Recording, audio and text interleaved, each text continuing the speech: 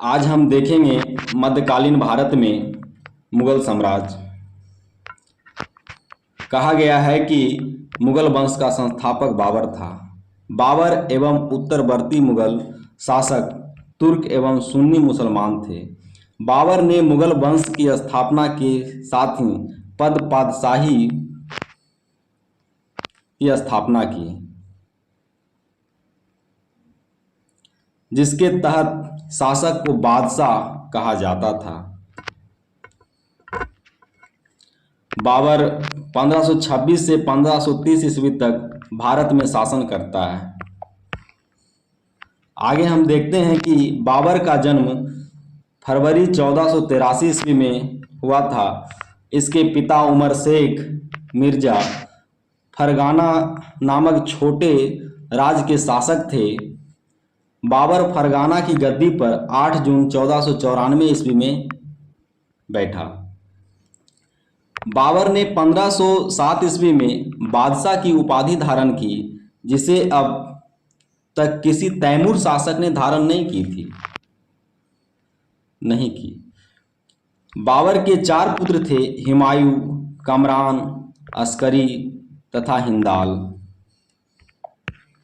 उसके बाद हम देखते हैं कि बाबर ने भारत पर 5 बार आक्रमण किया। बाबर का भारत के विरुद्ध किया गया प्रथम अभियान था 1519 ईस्वी में यूसुफ जाई जाति के विरुद्ध। इस अभियान में बाबर ने बाजौर और भेरा को अपने अधिकार में कर लिया। आगे देखते हैं कि पानीपत के प्रथम युद्ध में बाबर ने पहली बार तुगलमा युद्ध नीति एवं तोपखाने का प्रयोग किया। और किसके विरुद्ध किया? तो इब्राहिम लोदी के विरुद्ध किया। कहा जाता है कि उस्ताद अली एवं मुस्तफ़ा बाबर के 2 प्रसिद्ध निशानेबाज थे, जिसने पानीपत के प्रथम युद्ध में भाग लिया था। उसके बाद देखते हैं कि बाबर द्वारा लड़े गए प्रमुख युद्ध। पानीपत का प्रथम युद्ध 21 अप्रैल 1526 ईस्वी में लड़ा गया इब्राहिम लोदी एवं बाबर के बीच, जिसमें बाबर विजय हुए। उसके बाद खानवा का युद्ध लड़ा गया 17 मार्च 1527 ईस्वी को राणा सांगा एवं बाबर के बीच। इस युद्ध में भी बाबर विजय हुए। इसके बाद चंदेरी का युद्ध हुआ 29 जनवरी 1528 ईस्वी को मेदिनी राय एवं बाबर के बीच। इस युद्ध में भी बाबर विजय हुए। चंदेरी युद्ध के बाद घाघरा का युद्ध लड़ा गया 6 मई 1529 ईस्वी को अफगानों एवं बाबर के बीच। इस युद्ध में भी बाबर विजय हुए।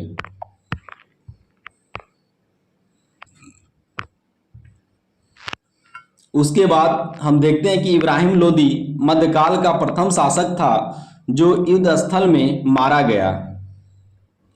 इसके साथ उसका मित्र ग्वालियर के राजा विक्रमजीत भी युद्ध स्थल में मारे गए। नोट में कहा गया है कि हुमायूं ने कोहिनूर हीरा ग्वालियर के दिगंबर राजा विक्रमजीत के परिवार से प्राप्त किया था। बाबर को अपनी उदारता के लिए कलंदर की उपाधि दी गई।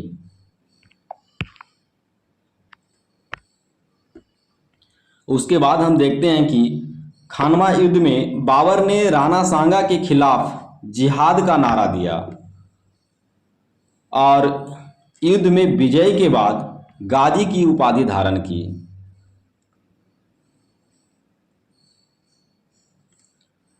आगे देखते हैं कि 30 जनवरी 1528 ईस्वी को जहर दे देने के कारण राणा सांगा की मृत्यु हो गई।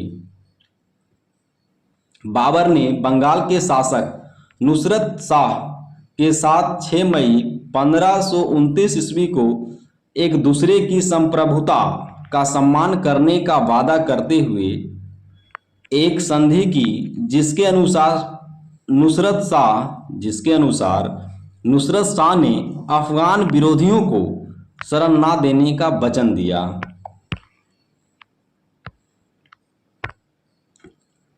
आगे हम देखते हैं कि करीब 48 वर्ष की आयु में 26 दिसंबर 1530 ईस्वी को आगरा में बाबर की मृत्यु हो गई।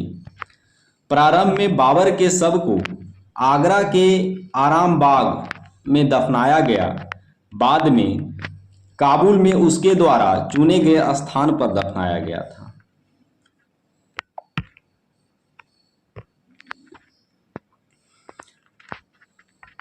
आगे हम देखते हैं कि बाबर की मातृभाषा तुर्की थी।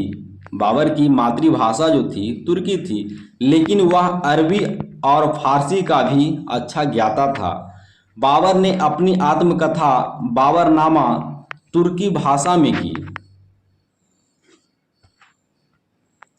बाबर ने अपनी आत्मकथा की जो रचना की बाबरनामा, वह तुर्की भाषा में की, जिसका अनुवाद बाद में फारसी भाषा में अब्दुल रहीम खान खाना ने किया। अपनी आत्मकथा में बाबर ने औपचारिक बागों की योजनाओं और उनके बनाने में अपनी रुचि का वर्णन किया। अक्सर ये बाग दीवार से घिरे होते थे तथा कृत्रिम नहरों द्वारा 4 भागों में विभाजित आयताकार में अहाते में स्थित थी। 4 समान हिस्सों में बटे होने के कारण ये 4 बाग कहलाते थे। नोट में कहा गया है कि 4 बाग बनाने की परंपरा की शुरुआत अकबर के समय से हुई।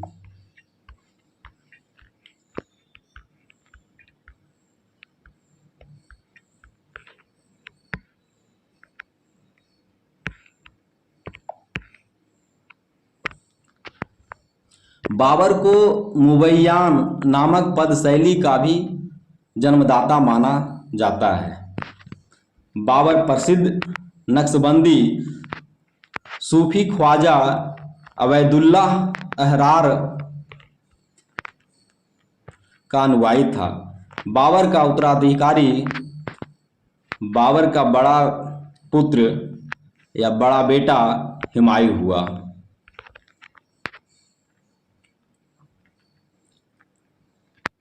हुमायूं का शासन 1530 से 1556 ईस्वी तक रहा।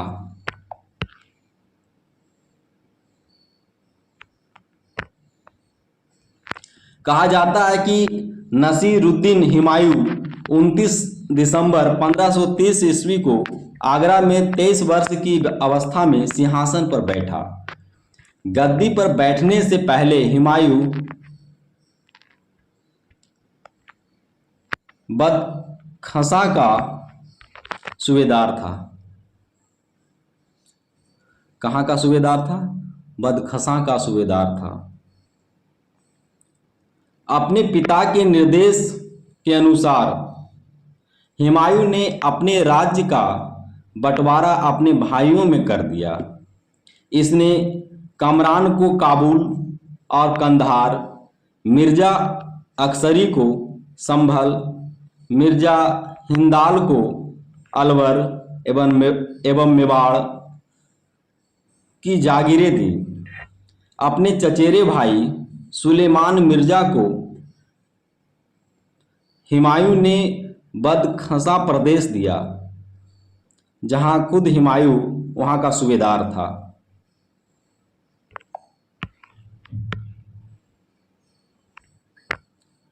1533 ईस्वी में हुमायूं ने दीनपनाह नामक नए नगर की स्थापना की।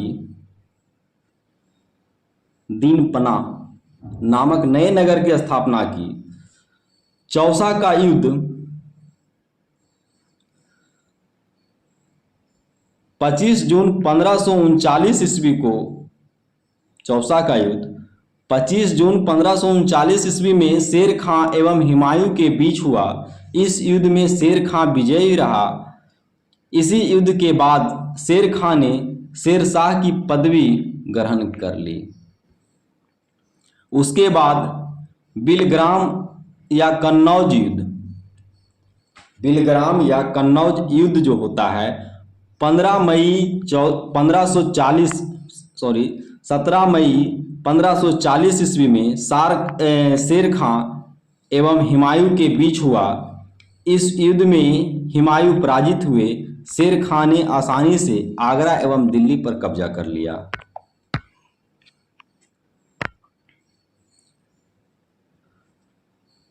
उसके बाद देखते हैं कि बिलग्राम युद्ध के बाद हुमायूं सिंध चला गया, जहां उसने 15 वर्षों तक घुमक्कड़ों जैसा निर्वासित जीवन व्यतीत किया। निवासित का मतलब हुआ कि कहीं का भी निवासी नहीं होना, घूम घूम कर जीवन व्यापन करना, व्यतीत करना। निवर्सान के समय हुमायूं ने हिंदाल के आध्यात्मिक गुरु फारसवासी सिया मीर बाबा दोस्त उर्फ मीर अली अकबर जामी की पुत्री हमीदा बानू बेगम से 29 अगस्त 1541 ईस्वी को निकाह कर लिया। कालांतर में हमीदा से ही अकबर जैसे महान सम्राट जन्म हुआ। उसके बाद हम देखते हैं कि 1555 ईस्वी में हुमायूं ने पंजाब के सूरी शासक सिकंदर को पराजित कर पुनः दिल्ली की गद्दी पर बैठ गया। हुमायूं द्वारा लड़े गए 4 प्रमुख युद्धों का क्रम इस प्रकार है। देवरा का युद्ध जो 1531 ईस्वी में लड़ा गया, चौसा का युद्ध 1539 ईस्वी में लड़ा गया, बिलग्राम का युद्ध 1540 ईस्वी में लड़ा गया, सरहिंद का युद्ध 1555 ईस्वी में लड़ा गया। आगे हम देखते हैं कि 1 जनवरी 1556 ईस्वी को दीन पनाह भवन में स्थित पुस्तकालय की सीढ़ियों से गिरने के कारण हुमायूं की मृत्यु हो गई। उस पुस्तकालय को शेर मंडल भी कहते हैं। दीन पनाह भवन में स्थित पुस्तकालय को शेर मंडल भी कहते हैं। आगे हम देखते हैं कि हुमायूं के बारे में इतिहासकार लेन पुल ने कहा है कि हुमायूं गिरते पड़ते इस जीवन से मुक्त हो गया, ठीक उसी तरह जिस तरह तमाम जिंदगी वह गिरते पड़ते चलता रहा था।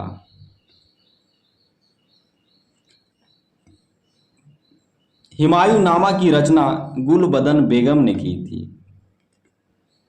हुमायूं ज्योतिष में विश्वास करता था, इसलिए इसने सप्ताह के 7 दिन 7 रंग के कपड़े पहनने के नियम बनाए। उसके बाद आगे हम देखेंगे शेर खां। आज यहीं तक।